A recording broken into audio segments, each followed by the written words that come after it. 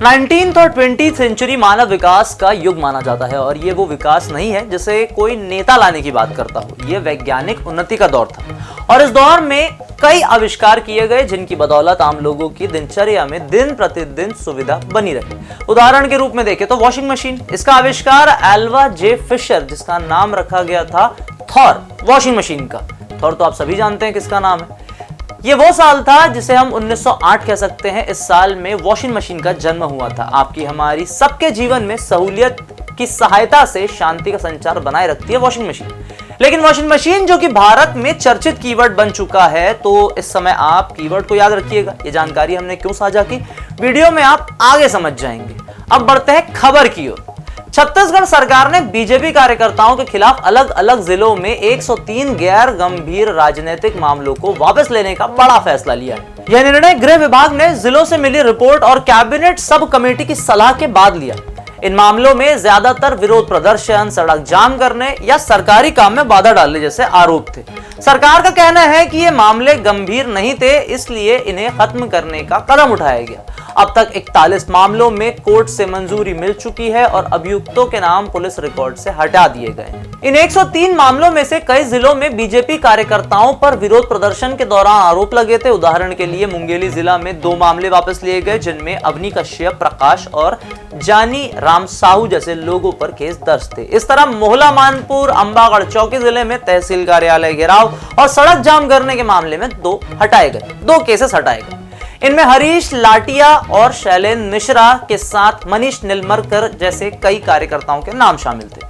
Court ने 9 जनवरी 2025 को इनकी वापसी को मंजूरी दे दी। रायपुर में भी 9 मामले हटाए गए जिसमें विश्वविद्यालय का गेट तोड़ने का एक मामला शामिल था। इसकी मंजूरी 14 दिसंबर 2024 को मिली। अब ज्यादातर मामले बीजेपी कार्यकर्ताओं के विरोध प्रदर्शनों से जुड़े थे। जैसे बिलासपुर में 17 फरवरी 2023 को बटालियन चौक पर सड़क रोकने के मामले में निहाल यादव और विजय यादव पर केस था। राजनांदगांव में NH 130A पर मार्ग अवरुद्ध करने यानी कि रास्ता ब्लॉक करने के लिए मुकेश रोहरा और राजेश्वर सिंह टंडन जैसे लोगों पर आरोप लगे थे। बलरामपुर रामानुजनगंज में राष्ट्रीय राजमार्ग 343 पर रंगीला चौक पर प्रदर्शन के लिए विमल गुप्ता और अवनीश गुप्ता पर केस दर्ज हुआ था।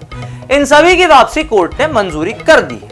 इस फैसले से बीजेपी कार्यकर्ताओं में खुशी की लहर है। नारायणपुर, बालोद, जशपुर, सूरजपुर, बेमेतरा और धमतरी जैसे जिलों में भी मामले वापस लिए गए हैं। मिसाल के तौर पर बेमेतरा के 3 और जशपुर के 3 मामलों का निपटारा हुआ है। धमतरी में शासकीय काम में बाधा डालने के लिए नितिन सोनी और कमल भारद्वाज पर केस दर्ज हटा दिया गया है। सोशल मीडिया पर लोग इसे बीजेपी की मजबूती से जोड़ रहे हैं, तो वहीं कुछ का कहना है कि बीजेपी एक वॉशिंग मशीन है।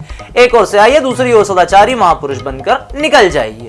अब इंडिया तो लोकतांत्रिक देश है और यहां अब भी fundamental rights guaranteed under article 19(1)(a) of the constitution हर व्यक्ति को अपने विचार और अपनी बातों की पोटली सभ्यता की नौका में बैठकर समाज में पहुंचाने का अधिकार देती है। अब आजादी है तो लोग अपनी प्रतिक्रिया भी देंगे। अब आपका क्या विचार है ये आप हमारे कमेंट सेक्शन में जरूर लिखें।